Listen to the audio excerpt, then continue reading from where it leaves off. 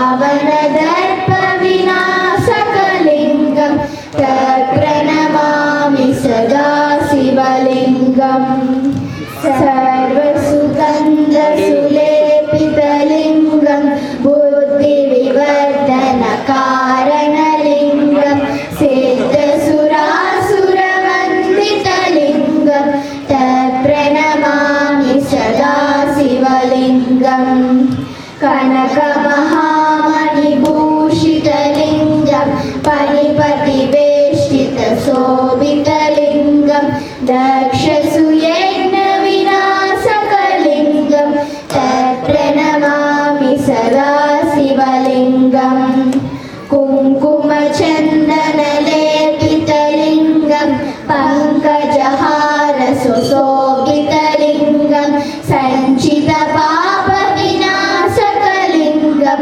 तत्प्रणमामि सदा शिवलिङ्गं देवगणार्चितसेवितलिङ्गं भावैर्भक्तिविलेवचलिङ्गं दिनकरकोटिप्रभाकरलिङ्गं तत्प्रणमामि सदा शिवलिङ्गम् अष्टदलोपरिवेष्टितलिङ्गं सर्वसमुद्भवकारणलिङ्गम् अष्टदरिद्रविनाशकलिङ्गं तत्प्रणमामि सदा शिवलिङ्गं सुरगुरुसुरवरपूजितलिङ्गं सुरवनपुष्पसदार्चितलिङ्गं परमपदं परमात्मकलिङ्गं तत्प्रणमामि सदा शिवलिङ्गं लिङ्गाष्टकं लिङ्गं पुण्यं यः पठे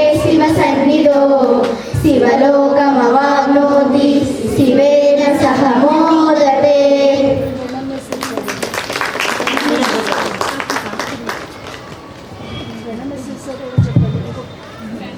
మీ అమ్మ వచ్చిందా నాన్న వచ్చారా?